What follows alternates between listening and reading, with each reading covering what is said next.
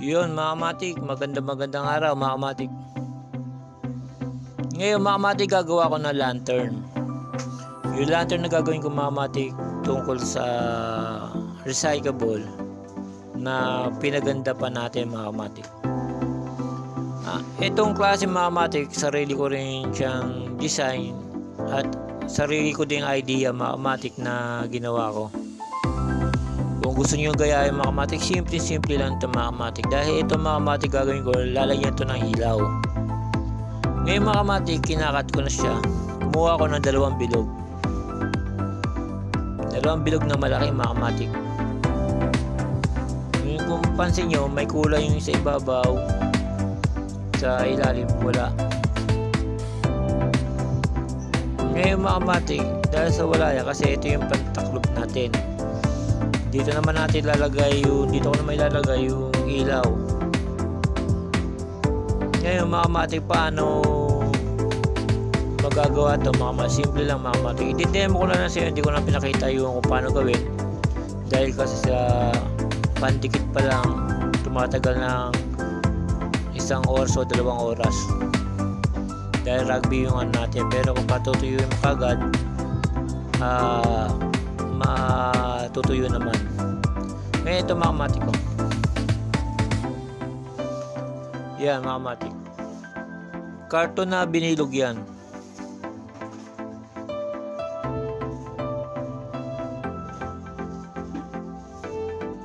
Yung mga kamatik, tinalian ko mga kamatik dahil sa yung nabili kong rugby matagal matuyo mga kamatik. Tinalian ko na siya. Pagkatapos kung talian yan, nadikit na yan mga kamatik, tatanggalin ko na yung tali niya. Tapos mga kamatik, paano masasabi ko lantern to? Yun, makikita nyo mga kamatik ito. Gumawa ko ng star mga kamatik.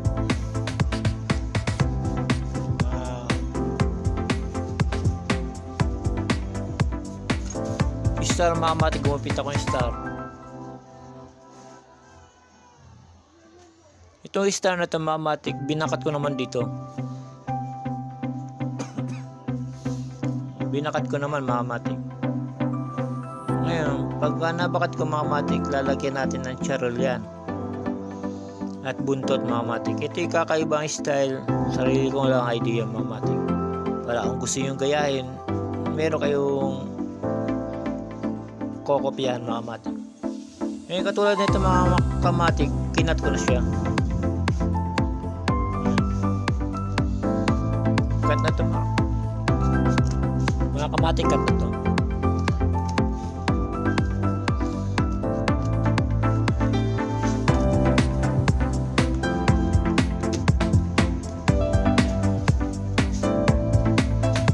May star na siya mga kamatik. Kasi ito mga kamatik, kinakat ko pa.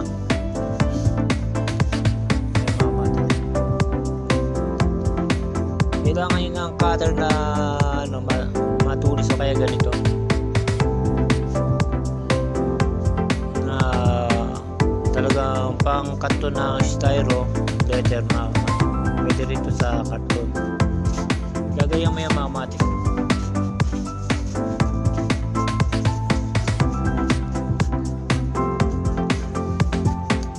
After na bakat nyo ng mga kamatik, tatanggalin nyo naman sa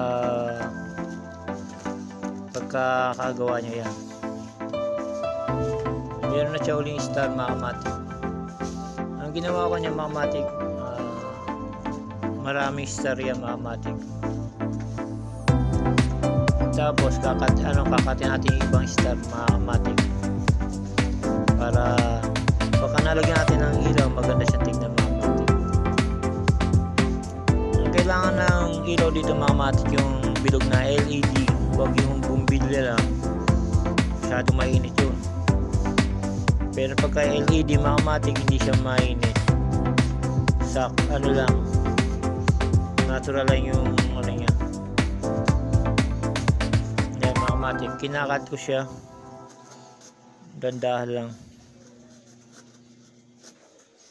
Unang-una mga kamatik, syempre brown tong karton nasa iyo kung gusto mo siyang kulayan na marami. Kung magaling ka sa mga disenyo, sa kulay mga kamatik, mas maganda.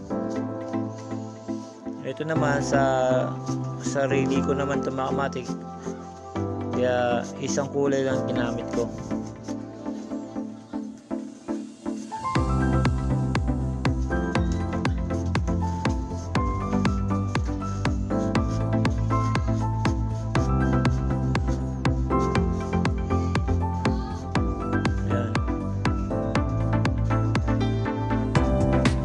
Kailangan pagka ikakat nyo siya mga kamatik, dandahan lang mga kamatik, kasi pagka madiin ka mag-cut, lulubog yung karton, mayubi agad.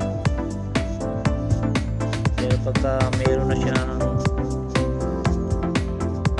makasuporta mga kamatik, pwede naman na sakto lang yung pagkadiin mga kamatik.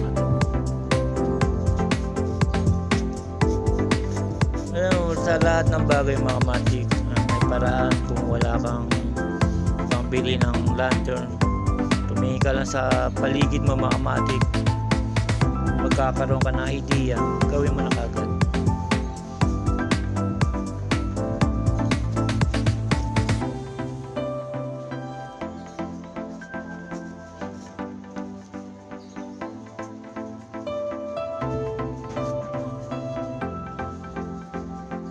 Yung mga kamatik, ito na siya. Meron na siyang star. Yung lalagyan naman natin dito mga kamatik, charol, para pagka umilaw siya mga kamatik, maganda siya tignan. Ito na yung huling bukit ko mga kamatik. Dahil tuturo ko naman sa inyo kung paano siya lagyan ng charol mga kamatik. Pwede ka maglagay sa loob, depende kung anong gusto niyo. Kung gagayahin niyo ito mga kamatik, pwede kayo sa loob, pwede sa labas. Pero kung nahirapan kayo sa loob maglagay, sa labas na lang mga kamatik.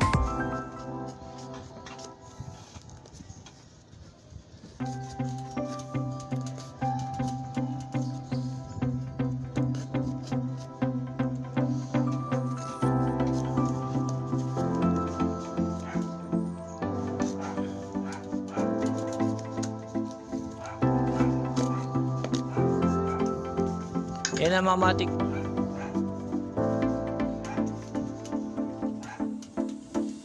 May star na mga kamatik. Ngayon mga kamatik, maglalagay naman tayo ng kulay niya mga kamatik. Ito yung mga hindi ko na ginagamit na stock lang mga kamatik, kaya ginamit ko na kasi malapit na Pasko mga kamatik. Kaya ito mga kamatik, pinapakita ko na sa inyo mga kamatik. Kung wala kayong pambili, pwede naman recyclable.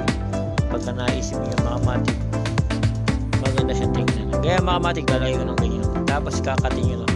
Ang paggamit ko ng rugby mga kamatik, kailangan lagi kayo nakamas para hindi nyo mamoy yung chemical. Kung nahirapan ka naman, yan na yung mama at papa mo, patulong ka mga kamatik. Yung iba naman na magulang, pwede nyo gayahin ito mga kamatik. Ito mga kamatik, kung paano ko siya gagay mga kamatik, ganyan.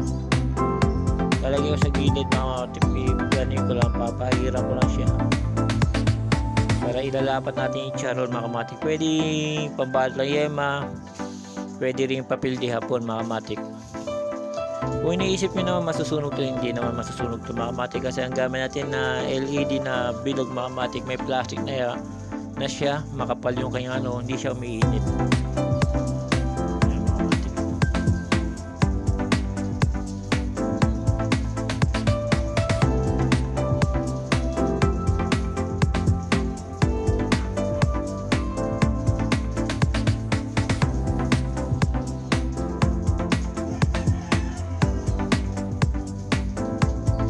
Ilagay na natin dito sa kabila para paglagay natin sa isa, medyo kailangan natin patiyin ng konti para pagkadinikit sa lang mga kamatik.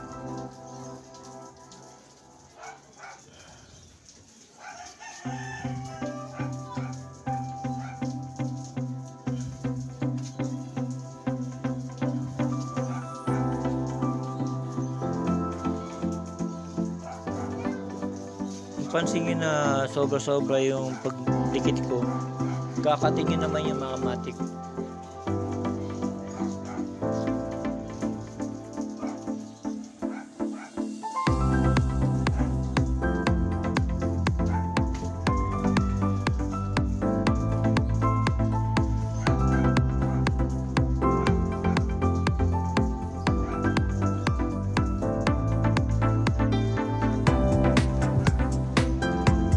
Yan ang mga matik na lagyan ko ng rugby. Ididikit ko na doon sa isa mga matik, pwede na siya. Saglit na naman to. Pero pagka yan mga matik,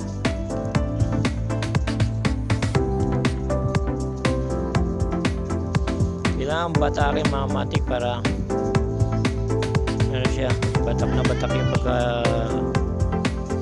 dikit niya mga matik.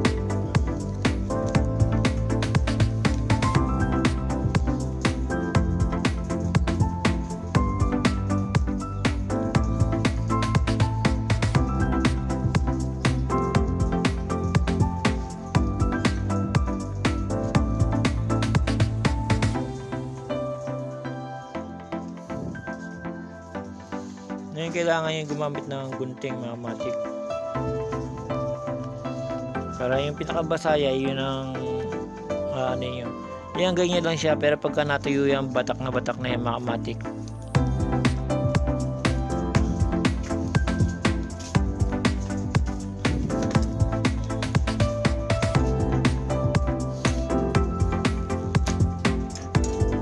Tapos ito mga matik,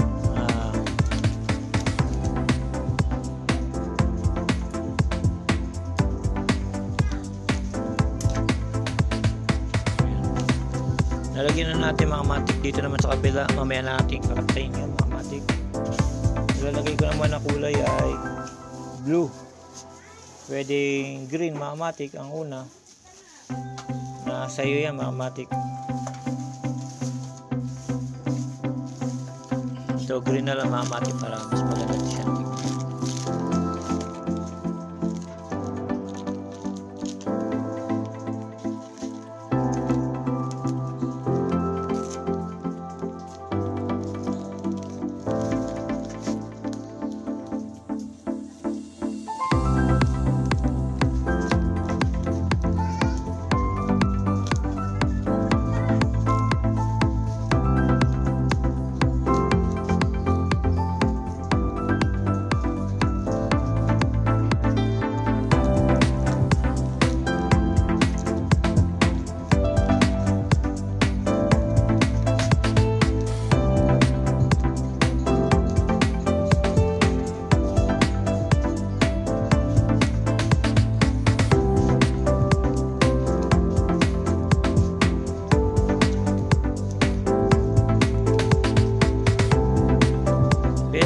Maglagay yung mga kamatik sa loob. Kung hindi kayo hirap sa loob, maglagay sa loob, pwede naman.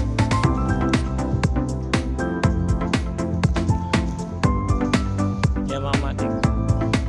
Ito, kakatin na natin ito mga kamatik. Ang pagkat nito yung sakto lang din yan para maganda siya tignan mga kamatik. Susundan mo lang, pwede mo siyang palitin mga kamatik para maganda yung pagkakatabas ng mga kamatik.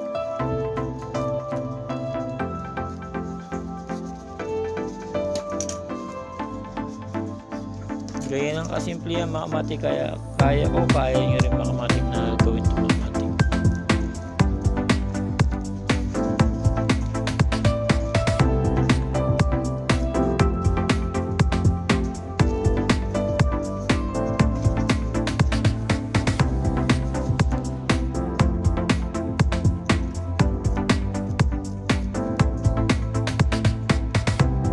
Yung mga kamatik, kinakat ko na siya at na matatapos na tayo mga kamatik. Napakita ko sa inyo mga kamatik, wala akong kulay dilaw, kaya blue na lang din nilagay ko mga kamatik. Dapat na ito mga kamatik mayroong dilaw. Wala na tayong dilaw, kaya kung wala nang dilaw mga kamatik, huwag na hanapin pa. Kung ano yun nandyan, yun na lang.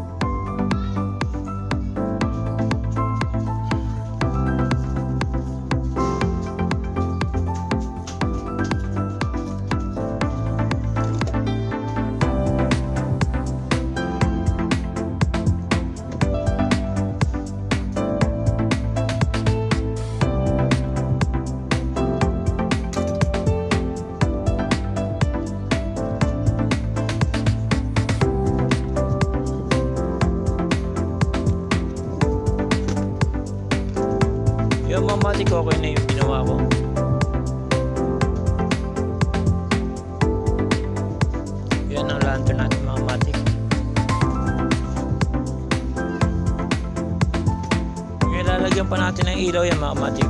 Bago natin tatakpan mga kamatik, ito siya. Lalagyan pa natin bilog dito yan. Pero di ko muna nilalagyan kasi mga kamatik, bibili pa ako ng ilaw para malagyan natin mga kamatik.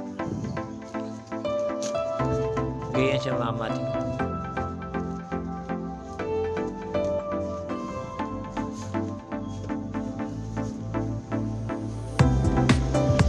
Habang wala pang ilaw mga kamatik, kasi kung sisirado natin to, hindi natin may lalagyan ng ilaw dito mga kamatik. Ngayon mga kamatik, bibili pa ako ng ilaw. Nagawa ng mga kamatik, ipapakita ko sa inyo. Mga kamatik, hanggang dito na mga kamatik. Abangan nyo na lang kung ano itsura nito pagka nilagyan natin ng ilaw at buntot mga kamatik. Ito ang lantern mga kamatik, sariling idea ni Edu Kamatik mga kamatik, na sinishare ko lang sa inyo para meron tayong kahit pa paano may konting kaalaman na ako kay Edu Kamatik mga kamatik.